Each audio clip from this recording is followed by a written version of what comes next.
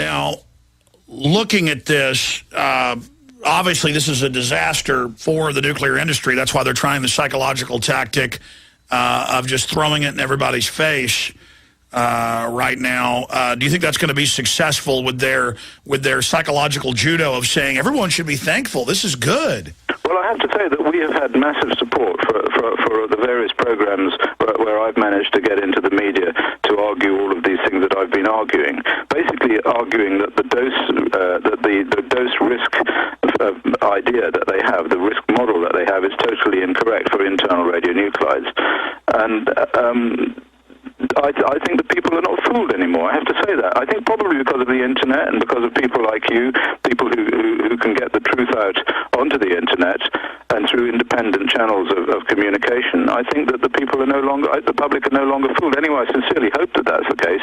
And they are voting with their feet too. They aren't drinking the water and they aren't drinking the milk, and so they're not really taking the advice that is given to them by the authorities. And now it's all over the Japanese news that the people are becoming enraged. They know they've been lied to, so even the very polite Japanese, slow to anger, are coming out and saying, we know this is a fraud. I've seen the reports now for 2 weeks, though, that Japanese doctors are so concerned about radiation that they're refusing to even treat, in some areas, people with radiation poisoning because they don't want to come in contact with them. I mean, that's terrible on the surface, but that'll give you an idea of just how serious this is. Yes, it is very serious, and it may even be more serious than is being suggested now. Last time I spoke with you, I said I thought that this was a singularly Japanese problem, but I think that these reactors are still fissioning. We know from the isotope ratios that are being measured. Some of the isotopes that are being measured are very short-life isotopes, which only occur after fission, and so we know that these reactors are still fissioning, so this material is still being released. It's not as if it all released suddenly, and that's it, and all we've got to do now is kind of start cover it up with concrete and hope it'll go away. That isn't the case.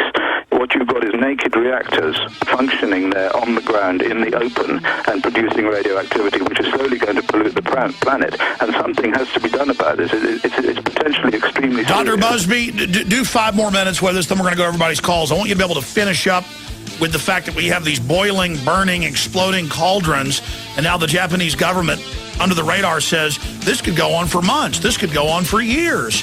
We'll be right back and look at the different scenarios that could unfold. Dr. Christopher Busby, radiation specialist, chemical physicist, is our guest for a few more minutes. Then I'm going to your phone calls and other important news today.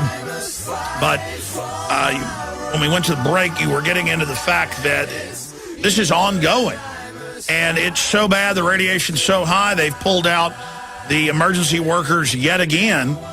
And they're talking about people getting, in just 5 hours working there, enough of a dose that the head of the plant said it would roughly kill half the people that come in contact with it. We're not seeing a lot of reports about radiation sickness. We see some going back 2 weeks ago in the hospitals.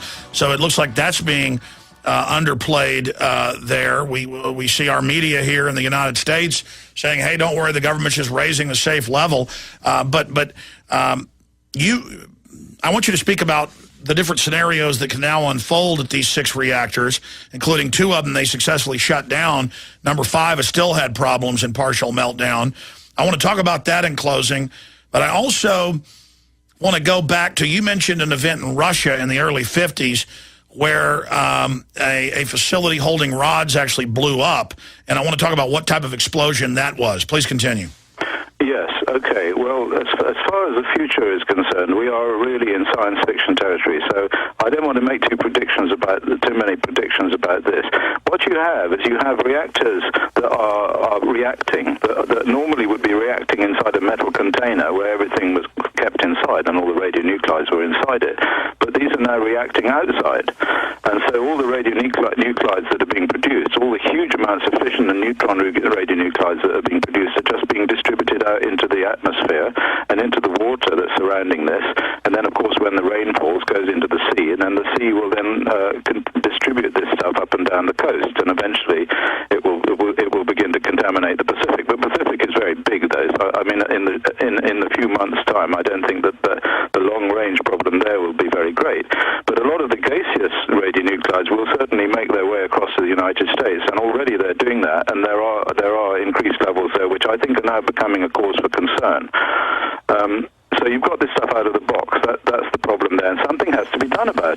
Now, I have to tell you that and this is some confidential information that came to me. I can't say who from, but they're so concerned about it, the authorities, that they've developed an argument between the United States advisors and the French advisors over what to do.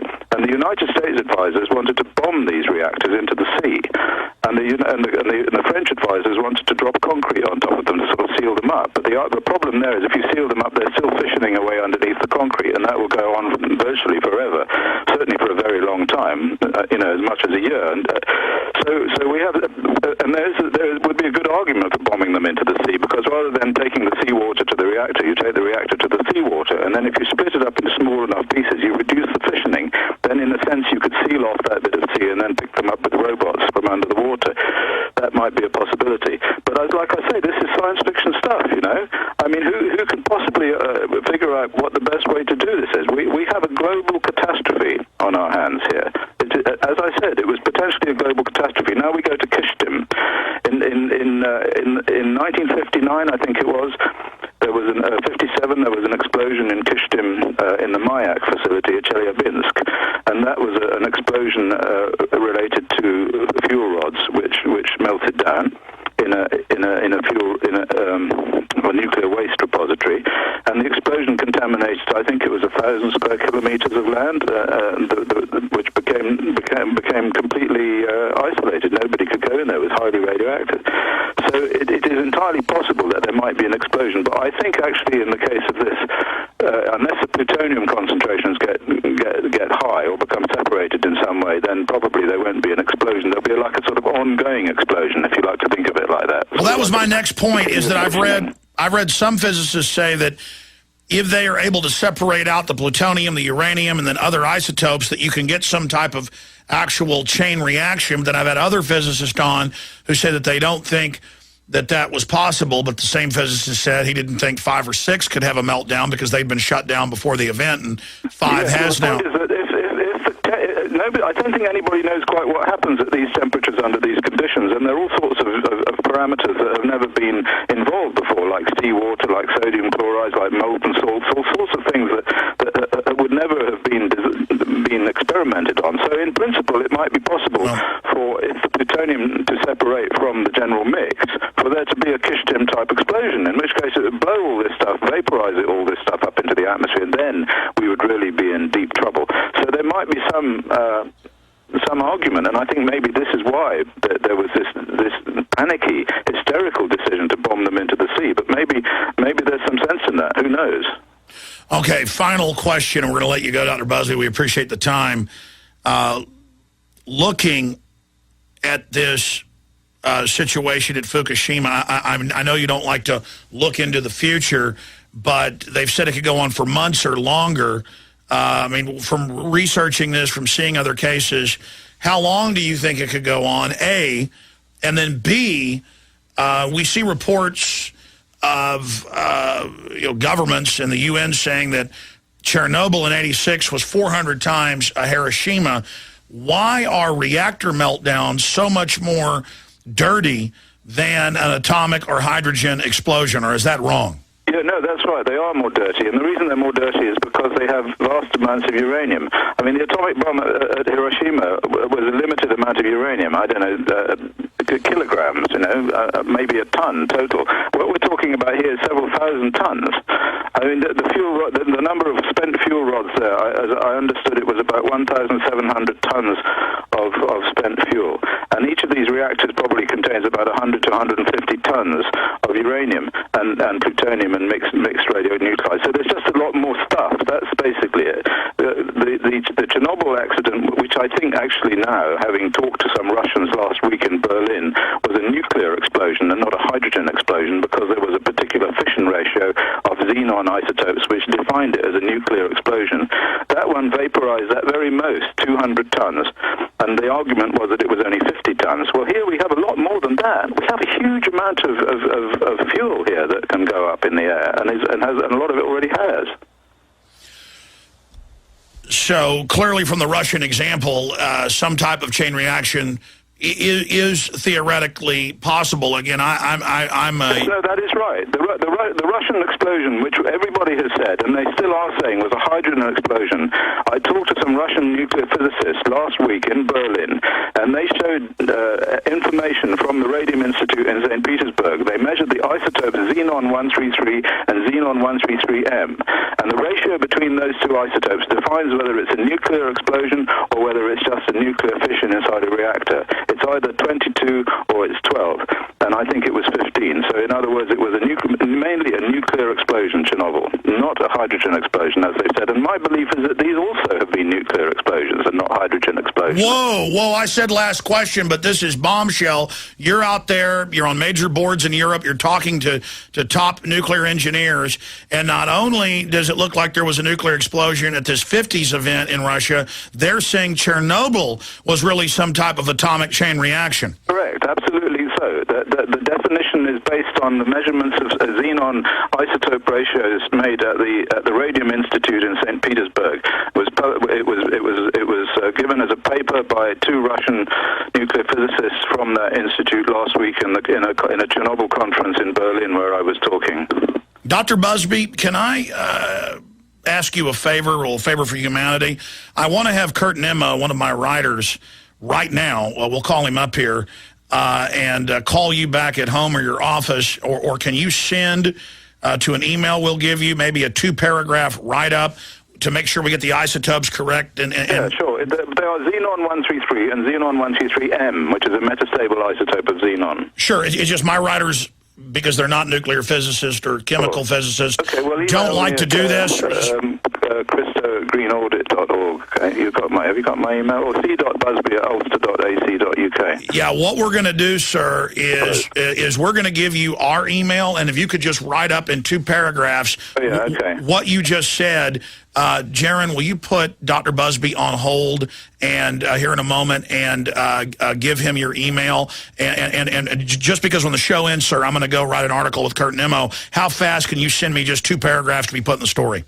Well, I could do it in 5 minutes, I guess. Okay, well, that's very gracious. Anything else you'd like to add, we'll put it into a story, because you are highly respected, one of the chief advisors to the BBC as well. Just in closing, because you said something very powerful there, you're saying, and you've been proven completely right in your analysis of the last month and 2 days, you're saying, sir, that evidence points towards chain reaction, some type of atomic explosion in and around Fukushima, and that's what you're saying? No, I'm saying that Chernobyl was a nuclear explosion. I'm saying that there's no evidence that there was a nuclear explosion at Fukushima, but my belief is that there was, okay? So we don't have evidence for that. We would have to have the xenon isotope ratios.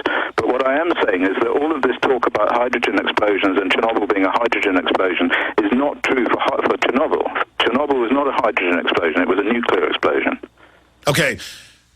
I understand that, and what really puts the cherry on top of, or the coup de grace of this whole thing, is that they will never release the actual isotope readings, we've noticed, and for 3 weeks they wouldn't release anything for the 2 prefectures in and around Fukushima, which they now admit they didn't release because they didn't want to scare people, and that adds weight to what you're saying. If they don't want to release the exact isotope readings, that's because they don't want the fingerprint of atomic chain reaction. It may be so, but my feeling is not that. My feeling is that they don't want people to know how much plutonium and uranium there is floating about, because that's the really dangerous stuff.